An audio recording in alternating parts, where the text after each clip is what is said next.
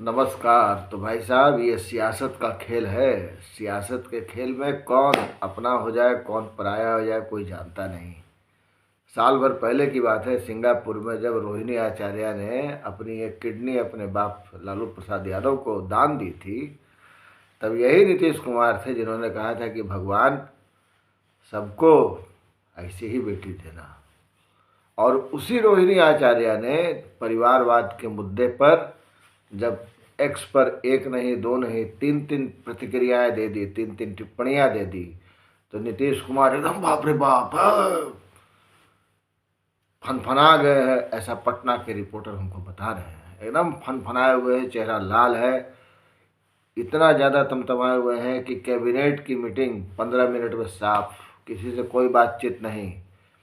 3 फरवरी को झारखंड का रामगढ़ जाना था, कैंसिल, नहीं जाना है, कहीं नहीं जाना है। कई प्रोग्राम करने थे, सब कैंसिल, कुछ नहीं।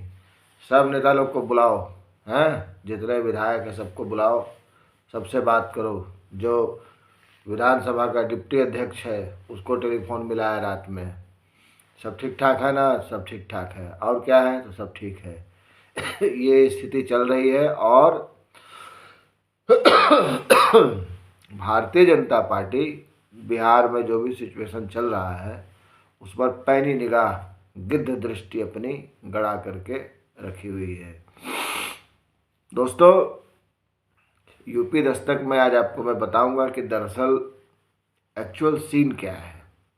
और ये सब जो कहते हैं ना कि जग खराब कर देना, ये जो पूरा कार्यक्रम खराब किया गया है। 26 तारीख का आज प्रोग्राम है, 26 जनवरी है, और ये 2 दिन से चल रहा था। विस्फोट तो कल जा कर के हुआ है, जब पता चला है कि साहब 15 मिनट की बातचीत में ही, 15 मिनट की मीटिंग में लोग नाश्ता भी नहीं कर पाए।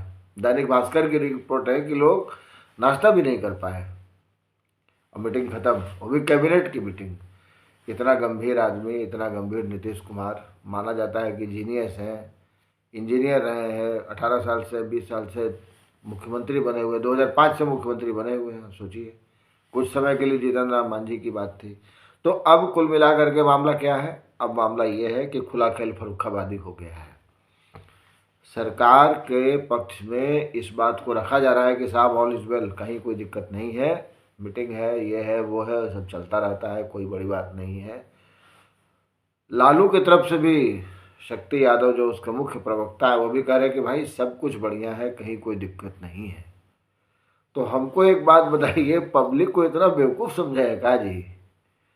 जनता को आप घसियारा समझते हैं? अगर कहीं कुछ नहीं है तो दनादन दनादन दनादन राबड़ी आवास पर लोग क्यों पहुंच रहे हैं? दनादन दनादन लोग नीतीश कुमार के आवास पर क्यों पहुंच रहे हैं? जो केसी त्यागी पटना में दिन भर थे, वो शाम होते होते दिल्ली कैसे पहुंच गए? भारतीय जनता पार्टी के लीडर ऑफ अपोजिशन और प्रदेश अध्यक्ष ये कैसे पहुंच गए दिल्ली? रात में 11 बजे के आसपास तक लगभग 95 मिनट 100 मिनट की मीटिंग चली है अमित शाह के साथ। इस मीटिंग की क्या ज़रूरत थी? ये सब क्या पूर्व निर्धारित था? ऐसा कुछ भी नहीं था। बिहार में सत्ता का नंगा खेल शुरू हो चुका है। सरकार रहेगी या जाएगी, नीतीश पलटी मार सकते हैं, कोई बहुत बड़ी बात नहीं है। लेकिन नीतीश को मिलेगा क्या? ठिठुआ, कुछ नहीं मिलेगा। गिरिराज सिंह ने कल ही कहा है कि मैं मैके चली जाऊंगी, तू देखते रही हो। ऐसा तो नीतीश कुमार बहुत बार बोले हैं, लेकिन बीजेपी में उनका कोई दरवाज़ा वरवाजा नहीं खुला, उनको कोई स्वागतम, कोई वेलकम नहीं मिलने वाला है, लिया ही नहीं जाएगा। सब यही बोल रहा है। जो लीडर ऑफ अपोजिशन है उनके मुंह में दही चिपका हुआ है, वो चुप है। वो नीतीश के वफादार भी रहे हैं और विधानसभा अध्यक्ष थे भाई विजय चौधरी, लेकिन वो फिलहाल चुप हैं। और जो सम्राट चौधरी हैं, शकुनी चौधरी के सुपुत्र, प्रदेश अध्यक्ष भारतीय जनता पार्टी, वो भी कह रहे हैं कि भाई कोई ज़रूरत नहीं है। मीडिया का एक हिस्सा ऐसा है जो पुराने रिकॉर्ड घुमा रहा है, जिसमें नीतीश कह रहे हैं कि मैं मर जाऊंगा, ज़मीन में गड़ जाऊंगा, लेकिन मैं भाजपा में नहीं जाऊंगा। फिर भाजपा में जाने की बात चल रही है। हालांकि एक डिस्क्लेमर लगा दें कि यूपी दस्तक अपनी ओर से ये नहीं कह रहा है कि नीतीश कुमार एनडीए में जा रहे हैं, लेकिन लक्षण वही हैं, संकेत वही हैं। तो कमाल की बात नहीं हो गई? लालू यादव के बाप पिताजी, सम्मान के साथ बात करना चाहिए, लालू यादव के पिताजी कोई पॉलिटिक्स में तो थे नहीं।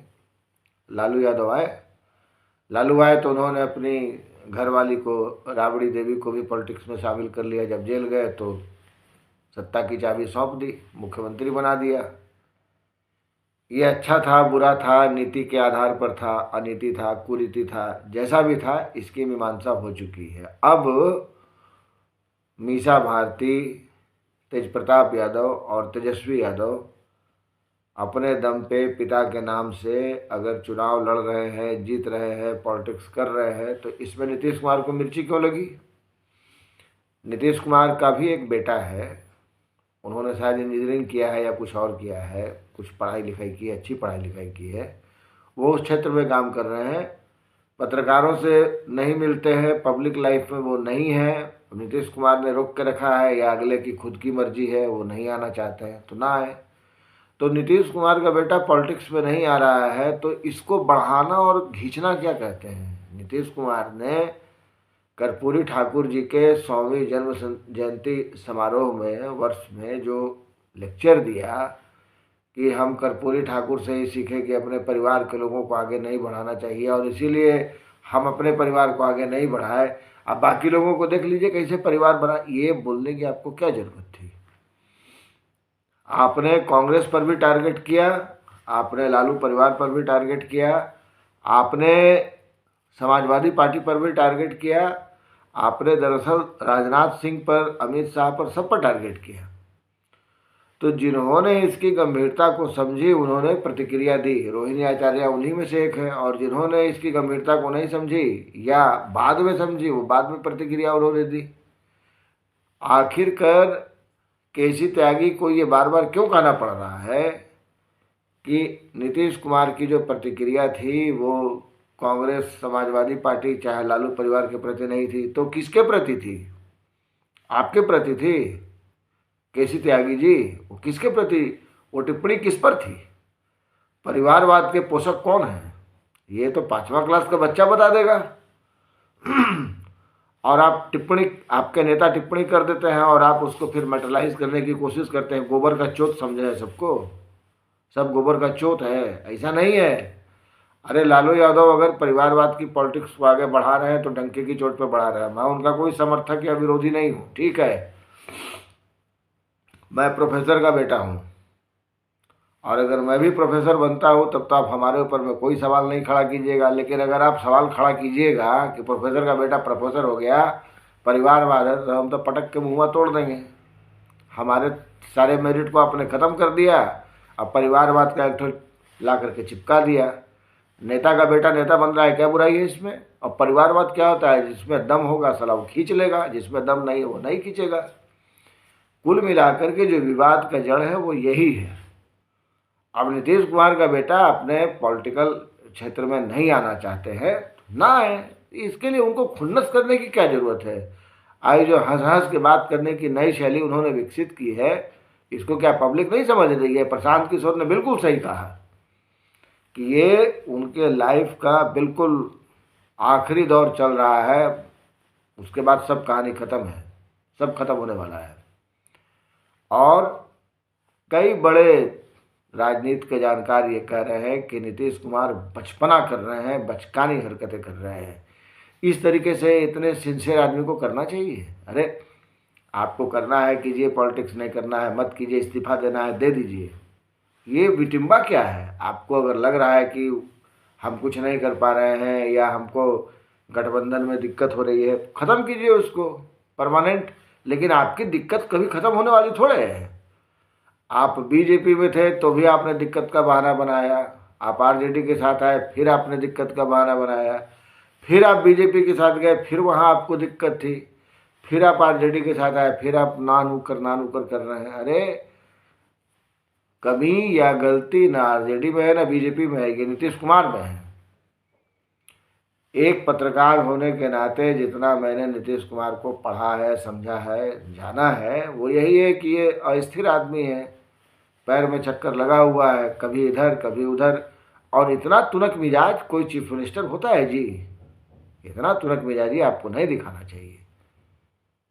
कल की तारीख में आपको क्या लग रहा है कि शतरंज की जो बिसात है वो सिर्फ आप ही के पास है, लालू यादव के पास नहीं है? अरे भाई, विधानसभा का अध्यक्ष उनका है, आपका तो उपाध्यक्ष है, अध्यक्ष उनका है, सारा पावर उनके पास है। तो कल की तारीख में अगर गोटी पलटती है, बदल जाती है, तो सारी चीज़ें बदल जाएंगी। भाई 243 है, 122 चाहिए। और मेरा जो अपना कैलकुलेशन है कि कांग्रेस, लेफ्ट, सीपीआई जो भी है, हम और इन चीज़ों को अगर मिला देते हैं तो 120 तो तेजस्वी के पास ऐसे ही हो जा रहे हैं। 79 तेजस्वी के खुद ही हैं, आरजेडी के। 2-3 ठो कम पड़ रहा है, जनता दल यूनाइटेड से तोड़ लेंगे। बाद में जो होगा देखा जाएगा, सरकार तो बना ही लेंगे। लेकिन इसकी नौबत क्यों आई? सारा कुछ बढ़िया चल रहा था, भैया भौजी का संबंध लेके लालू राबड़ी के साथ नीतीश कुमार चलने वाले हैं। अगर रोहिणी आचार्य, पहले तो आपको बोलना नहीं चाहिए था कि हम परिवारवाद को बढ़ावा नहीं दे रहे हैं, और बाकी लोग देखिए कैसे परिवारवाद को बढ़ावा, उंगली नचा नचा के आपने कहा। क्या जरूरत थी वो बात कहने की? खास करके तब जब आप उनके साथ सरकार चला रहे हैं, आप मुख्यमंत्री हैं। लालू ने कभी नहीं कहा कि तुम डिप्टी चीफ मिनिस्टर रहोगे, तेजस्वी जो है ये मुख्यमंत्री रहेगा। बोले नहीं, तुम ही मुख्यमंत्री रहो, तेजस्वी तुम्हारा डिप्टी रहेगा। तो जब आपको सब पता है, तब आपको ये नौटंकी करने की क्या ज़रूरत थी? ये स्टेटमेंट आपने क्यों दिया? आप ही का ईगो है, बाकी सब ईगोलेस हैं। पॉलिटिक्स में आप अपना देख रहे हैं, अच्छी बात है, दूसरा नहीं देख रहा है, ये आप कैसे तय कर सकते हैं? आप जिस परिवारवाद को लेकर के आपने एक बार पहले भी कहा था कि हम तो एक ठो किया, बाकी लोग देख रहे हो 10-10 को बच्चा पैदा कर रहा है, ये व्यक्तिगत। फिर आपने विधानसभा में उल्टी पुल्टी बातें कही, लड़का और लड़की वाला वो डालता है, वो गिराता है। दिमाग खराब है क्या जी? सब बोलने की ज़रूरत क्या है? अरे सरकार चला पाने की स्थिति में है तो सरकार चलाइए, नहीं चला पाने की स्थिति में इस्तीफा दीजिए, कोने में जाके बैठिए, नई पार्टी बनाइए, जो करना है वो कीजिए, डिस्टर्ब मत कीजिए ना। 2005 में आप जब आए थे तो 2005 से 2010 इस 5 साल में जो आपने काम किया, उसी की कमाई आप अब तक खा रहे हैं। बाकी बिहार का क्या हुआ है, कैग की रिपोर्ट आप लोग ओपन करते नहीं हैं। कैग की रिपोर्ट में जाकर के देखिए क्या क्या लिखा हुआ है। तो बात करने के बहुत सारे बहाने हैं, लेकिन सवाल ये है कि जो ठीक ठाक चल रहा है गठबंधन, उस गठबंधन में आप अगर इस तरीके से नीम डाल करके पूरे स्वाद को कड़वा बनाइएगा तो पीना आप ही को पड़ेगा। और आप अगर जग भाड़न है तो अगला महाजग भाड़न है। नुकसान इसमें बिहार के लोगों का होगा। इस वीडियो में इतना ही। धन्यवाद।